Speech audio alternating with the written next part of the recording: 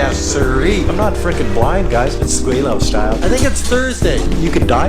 Yeah. Son of a bitch. Geez, you know. Oh yeah, because it goes on and on and on. For all you haters, there's something to chew on for the next couple of minutes. Welcome to another video from Gweilo 60. Today I'm on Minzu Dadao in Nanning, China. Right in front of the, I don't know, space center? It looks like a space center. No, I think it's the science center here in Nanning City.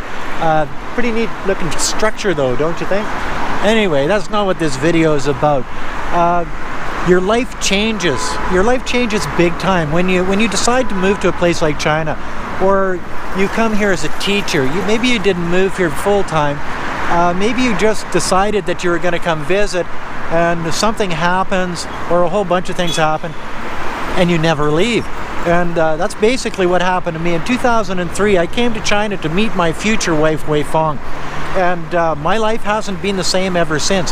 That decision, that one little decision, has defined who I am, where I live, what I do, the whole 9 yards. And it, as I say, it has literally changed my world. My eating habits have changed.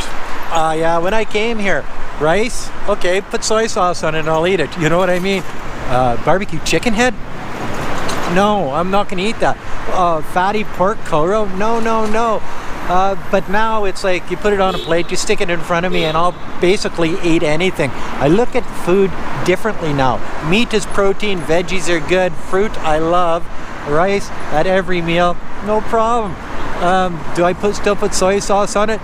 Maybe, but the thing is that, you know, I've eaten turtle soup, I've eaten barbecue duck heads, I've eaten pig ears, I've eaten pig nose, I've eaten just about anything that is sold here in mainland China to the regular Chinese people, and most of it I actually enjoy. So coming from Canada, where, you know, meat and potatoes kind of guy, to who I am right now, a totally different person. My exercise habits are different too. I never used to exercise. I used to basically just be a lazy turd. Now I go to the gym every day. I'm out walking I'm out and about all the time. It's like when I'm in China, my life changes into something that I get up in the morning, I'm out on the streets, I'm out doing stuff every minute of every day. There's never enough time in the day to just sit around and laze, watch TV. So I'm a way more active person here in China than I ever was in Canada. And I was running a couple different offices, raising a family, doing all of the things that you do. So I was busy ass over there. Now with the YouTube channel and just my life here in China, I'm busier now than I think I've ever been. One of the things I've really noticed is I look at the world differently than I did when I was living in Canada. The people that I hang around with are different. They have different backgrounds, different culture, and I'm basically not the same person I was when I left Canada. Even 6 years ago, when we decided to retire here full time, because before that, for the first 11 years, we were still working and running our businesses in Canada and coming back and forth type thing. But in the last 6 years, I've had little or no contact with Western people. I've had little or no contact with my friends, my family, basically anybody that I used to know. I'll visit them when I go back to Canada. It'll be a day here, a day there type thing. But other than that, that's it. So like, my friends are here in China.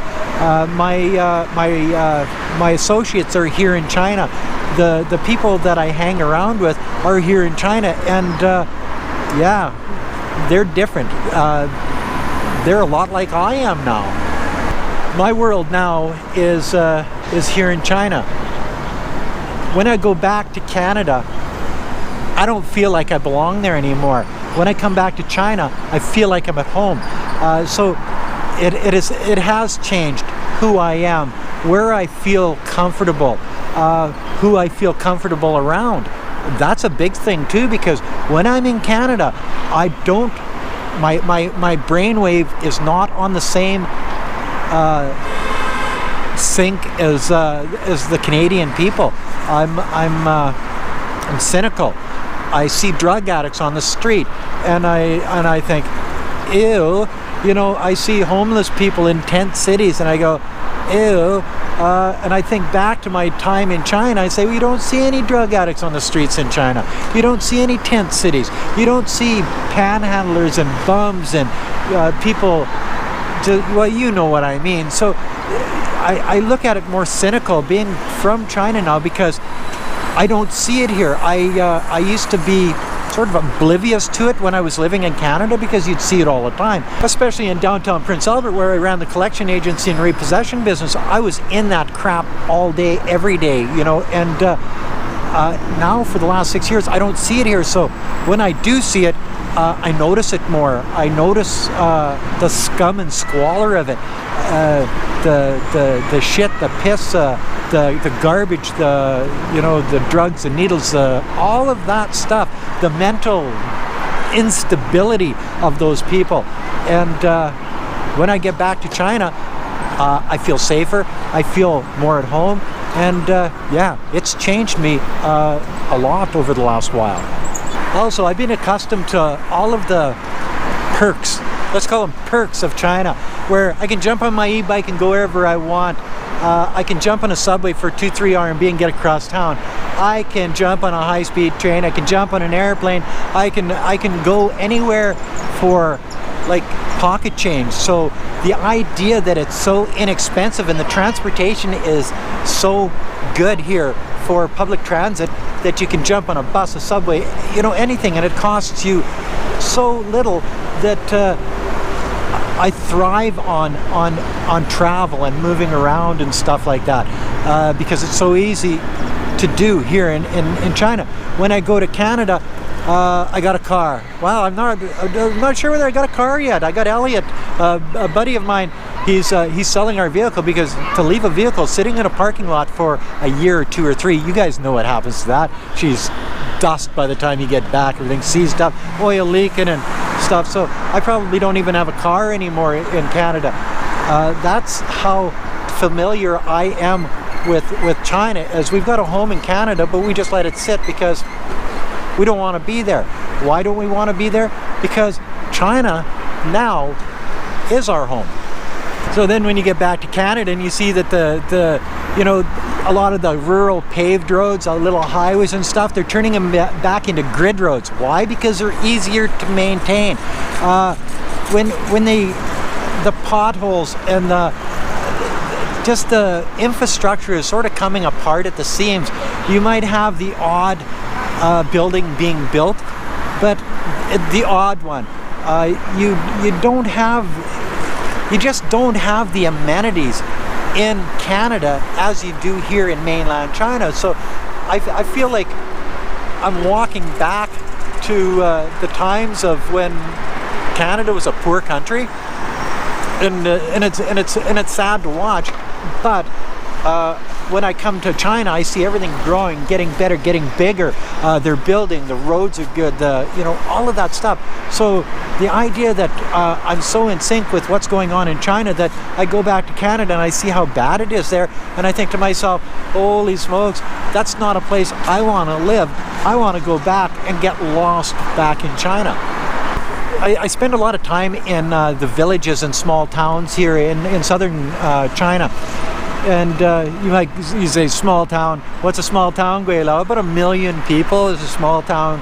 And then I go back to Canada, and small towns are 200, 300, 400, 500 people, and they've basically turned into welfare towns, because the people that don't want to work, they move to these small towns because there's no jobs. See, in Canada, if you're on welfare, you got to be looking for a job all the time, unless you live in a small town. So all of these lazy ass bums, they move to the small towns, they get into these little houses, they just wait for their check to come, and they don't have to work, they don't have to do anything. So you see the small towns in Canada just turning into these welfare little towns. But you go to the small towns and villages in China, they're vibrant, they've got jobs, their people are working, the farmers are, you know, it's got that hustle and bustle to it. So I see that again, that, you know, China is just that much better, maybe mentally, and understanding how to live a better life.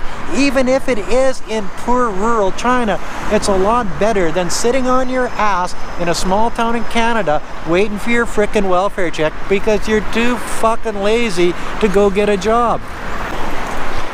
I see the world through different eyes, and I know that now.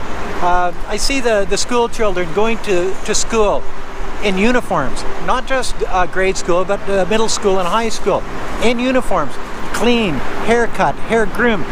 They're not dressed like gangsters with neck tattoos and garbage like that, like they have in the West. And I know I say the West a lot, and I'm referring to Canada, the United States, yes. I'm referring to Australia, I'm referring to the UK, I'm referring to places like that. That's what I call the West. I get a lot of flack for that, saying, well, you know, it's Europe isn't the West. In my mind it is, because it's that democratic, anybody can do anything type of attitude, so nobody does anything.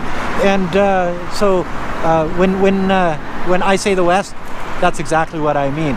So when you've got kids growing up looking and acting like gangsters and tattooing their faces and their necks, and you know what I mean, how good are these kids going to be as adults? When I see in China, they're brought up with good values, they're brought up to respect their elders, they're brought up to work hard in school, they're brought up to be respectable people in the community in China.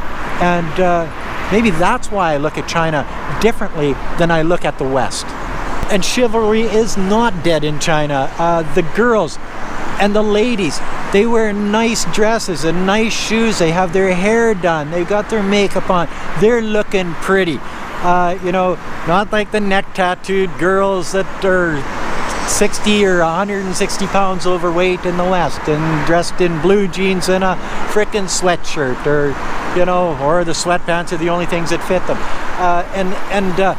You know, guys walking along with these girls, because the guys appreciate it when the girls are not only in shape, but take care of themselves and dress properly and beautiful. You know what I mean?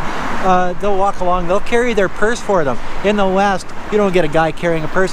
Why do they carry the purse for the lady? So she doesn't have to do it herself. See, chivalry is not dead here in China where it is abroad. So this is another thing that I see that